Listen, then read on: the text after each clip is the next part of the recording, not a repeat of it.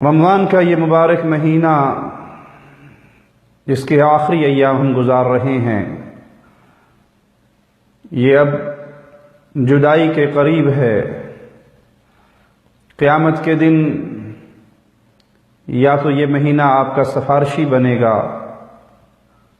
یا آپ کے خلاف شکایت کرے گا۔ اللہ سے دعا ہے اللہ اہل ایمان کا سفارشی بنائے، اس صیام و قیام کو قبول فرمائے اور ان بد نصیبوں میں ہمارا شمار نہ کرے جنہوں نے اس مبارک مہینے کو پانے کے باوجود رب کی رحمت سے اپنے گناہ نہ بخشوا سکے۔ اللہ مالک کی رحمت ہے کہ اللہ مالک نے اس مہینے کے اختتام پر پھر ایک عبادت اپنے بندوں پر فرض کی ہے، اور وہ غریبوں، یتیموں، بیواؤں، مساکین، فقراء، مسلمانوں کو اپنی خوشیوں میں شامل کرتے ہوئے صدقہ فطر ہے، جسے ہماری زبان میں آسان الفاظ میں فطرانہ کہہ دیا جاتا ہے۔ یہ مسلمانوں پر فرض ہے اور اس کا وقت عید کی نماز سے پہلے ہے۔ جس نے اس کو عید کی نماز سے پہلے نکالا تو اس نے یہ عمل خالق و مالک کی بارگاہ میں پیش کیا، اور جس نے عید کے بعد نکالا تو وہ عام صدقہ و خیرات کی طرح صدقہ و خیرات ہے۔ اس کا مقصد روزے دار سے اگر کوئی بھول چوک ہوئی، کوئی زبان سے ایسے جملے نکلے، کوئی غلطیاں ہوئی، تو یہ عمل اللہ کی رحمت سے اس کی ان خطاؤں کی مغفرت کا ذریعہ بنے گا۔ رسول اللہ صلی اللہ علیہ وسلم کا فرمان جو سیدنا ابن عباس رضی اللہ عنہما سے روایت ہے، فرماتے ہیں فرض رسول اللہ صلی اللہ علیہ وسلم زکاة الفطر طہرۃ للصائم۔ پیارے حبیب جناب محمد الرسول اللہ صلی اللہ علیہ وسلم نے اس زکاة فطر کو، اس فطرانے کو فرض قرار دیا، اور یہ روزے دار کے لیے پاکی کا ذریعہ ہے، بخشش کا ذریعہ ہے اس سے جو غلطیاں ہوئیں، جو خطائیں ہوئیں، اور مساکین کا کھانا ہے، فقراء کا کھانا ہے، فقراء کو اپنی خوشیوں میں شامل کرنے کا ذریعہ ہے۔ فمن اداها قبل الصلاة فهي زکاة مقبولہ، جس نے عید کی نماز سے پہلے اس کو ادا کیا تو اس نے تو اپنے وقت پہ قبول یہ عمل کیا اور اللہ اس کو قبول فرمائے، اور جس نے عید کی نماز کے بعد نکالا تو وہ عام صدقہ و خیرات کی طرح ہے۔ اس کی مقدار 1 صاع حدیث کے اندر ذکر ہوئی ہے، اور 1 صاع سے مراد تقریباً 3 کلو، پونے 3 کلو کے قریب کھانا بنتا ہے۔ جو انسان کھاتا ہے، جو اس کی عام غذا ہے، وہ اس کو نکالنی چاہیے، اور یہ تمام مسلمانوں کی طرف سے، کوئی عورت ہے، مرد ہے، بچہ ہے، بوڑھا ہے، غلام ہے، آزاد ہے، تمام مسلمانوں کو چاہیے کہ وہ اس عمل پر کاربند رہیں۔ ابن عمر سے روایت رضی اللہ عنہ فرماتے ہیں فرض رسول اللہ صلی اللہ علیہ وسلم زکاة الفطر صاعا من التمر او صاعا من الشعیر على العبد والحر والذکر والانثى والصغیر والکبیر من المسلمین، کہ اللہ کے نبی صلی اللہ علیہ وسلم نے اس کو فرض کیا مسلمانوں پر،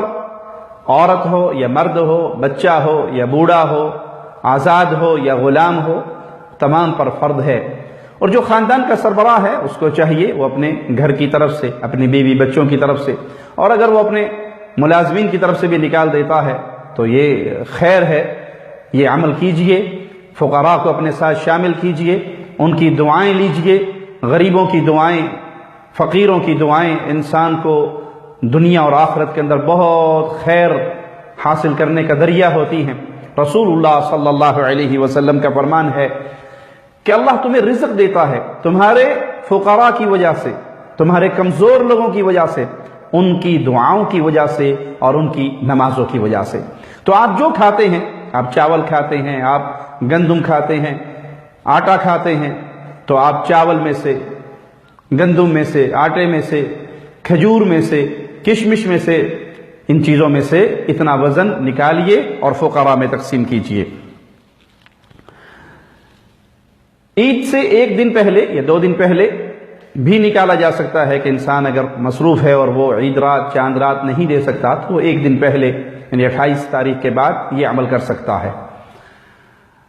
کچھ لوگ نقدی دیتے ہیں، کیش دیتے ہیں۔ اکثر سوال کرنے والے بھی سوال کرتے ہیں جی اس سال فطرانہ کتنا ہے؟ تو فطرانہ ہمیشہ زکوٰۃ فطر وہ 1 صاع ہے جو 2.25 کلو یا 3 کلو کے قریب وزن بنتا ہے، لیکن اس کا نقدی دینا سنت رسول صلی اللہ علیہ وسلم کے مطابق نہیں ہے۔ آپ نے حکم دیا یہ کھانا دینے کا، آپ کھجور دیں 3 کلو یا کشمش دیں یا شعیر دیں جو جسے کہتے ہیں، یا گندم دیں یا چاول آپ کھاتے ہیں۔ مملکت سعودی عرب میں اللہ اس بلاد حرمین کی حفاظت فرمائے، سب سے بہتر زیادہ کھانا جو استعمال ہوتا ہے وہ چاول ہے، تو وہ چاول دیجئے۔ جو چیز آپ کھاتے ہیں آپ کی استعمال میں ہے، آپ کی خوراک ہے، وہ دیجئے، نقدی نہ دیجئے بلکہ سنت پہ عمل کرتے ہوئے یہ کام کیجئے۔ زکوٰۃ فطر کے ساتھ ساتھ ہمیں یاد آیا اسلام نے، قرآن حکیم نے خاص طور پہ نماز کے بعد جس حکم کو کثرت سے بیان کیا ہے وہ زکوٰۃ کی ادائیگی ہے۔ اگر کوئی شخص اس میں سستی کرتا ہے تو اس کے لیے میں صرف ایک حدیث سناتا ہوں۔ سب سے پہلے اپنی جان کو نصیحت ہے اور پھر تمام اہل ایمان کو نصیحت ہے۔ قیامت کے دن جب لوگوں کو پیش کیا جائے گا اور ان کا حساب و کتاب شروع ہوگا تو وہ لوگ جنہوں نے اس دنیا کے اندر سونا چاندی اکٹھا کیا، مال و دولت اکٹھی کی،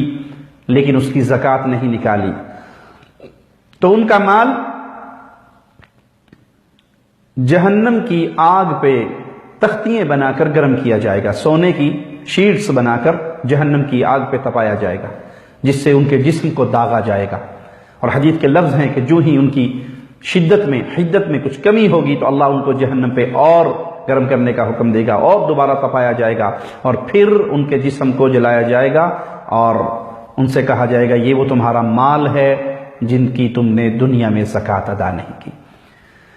یہاں تک کہ لوگ اپنے حساب و کتاب سے فارغ ہوں گے اور ان کے ساتھ یہ ماجرا جاری رہے گا۔ حدیث کے لفظ ہیں کہ وہ دن 50,000 سال لمبا ہوگا۔ آپ تو مر جائیں گے، آپ نے اگر سونا اکٹھا کیا ہے، چاندی ہے یا اماؤنٹ ہے، پیسے ہیں یا پراپرٹی ہے، وہ مال آپ کا نہیں ہے، مرتے ہی وہ وارثوں کا ہو گیا، لیکن آپ نے اپنی زندگی میں اگر اس کی زکوٰۃ نہیں دی، اس مال کو دبائے رکھا، تو قیامت کا پہلا دن 50,000 سال لمبا زکوٰۃ نہ دینے والے کو اس کے مال کو اس شیٹس میں تبدیل کر کے جہنم کی آگ پہ گرم کر کے جلایا جائے گا۔ تو اللہ کے لیے اپنی قبر کو سامنے رکھیے، اپنی آخرت کو سامنے رکھیے۔ اگر آپ کے پاس 7.5 تولے سونا ہے یا 7.5 سے زیادہ ہے تو یہاں سے سٹارٹ ہو گیا، اس کی زکوٰۃ دیجیے۔ اور اس کا رمضان سے تعلق نہیں، جو ہی آپ پر سال پورا ہوا، کسی نے محرم میں سونا خریدا تو اگلے محرم میں، کسی نے شوال میں خریدا، جب آپ پر سال پورا ہو جائے اس کی زکوٰۃ نکال دیں۔ لوگ رمضان میں نکالتے ہیں ثواب کی نیت سے کہ زیادہ ثواب ہوگا، تو چاندی ہے اس کی زکوٰۃ دیجیے۔ آپ نے پراپرٹی خریدی بھی ہے اس لیے کہ اس کا ریٹ ہائی ہوگا تو میں اس کو سیل کروں گا، تو اس پر زکوٰۃ ہے۔ اگر آپ کا ذاتی مکان ہے، رہائشی مکان ہے، اس پہ زکوٰۃ نہیں ہے، آپ نے پلاٹ خریدا ہے اور اس پلاٹ پہ آپ نے گھر بنانا ہے تو اس پہ زکوٰۃ نہیں ہے، لیکن آپ نے پلاٹ لیا ہے کہ اس کی مارکیٹ ویلیو جو ہی بہتر ہوگی میں اس کو سیل کر دوں گا تو اس پر زکوٰۃ ہے۔ اس لیے اللہ سے ڈریں، اور اللہ نے جو غریبوں، فقیروں، یتیموں، بیواؤں، مسکینوں، مسافروں کا حق رکھا ہے وہ ادا کیجیے، اور سب سے پہلے اپنی جان کو جہنم کی آگ سے بچائیے۔ قوا انفسکم واہلیکم نارا، اپنے آپ کو، اپنی فیملی کو، اپنی اولاد کو جہنم کی آگ سے بچائیے۔ وہاں قیامت کے دن کوئی کسی کے ساتھ، کوئی کسی کے کام آنے والا نہیں ہے، وہاں پہ کوئی کسی کو بچانے والا نہیں ہے۔ اللہ سے دعا ہے اللہ ہمیں دین پہ قائم رکھے اور اسی دین پہ ہماری موت ہو، آخری لمحات ہم زندگی کے سب سے پیارے لمحات اللہ کی عبادت والے گزار رہے ہوں، اور ہماری زبان سے لا الہ الا اللہ کا ترانہ گونج رہا ہو، اور اس حال میں ہماری روح نکل رہی ہو کہ فرشتے ہمیں پیغام دے رہے ہوں اپنی مبارک روح کو باہر نکال، تیرا اللہ تجھ سے راضی ہو چکا ہے۔ اقول قولی ھذا واستغفر اللہ لی ولکم ولسائر المسلمین فاستغفروه انه هو الغفور الرحیم۔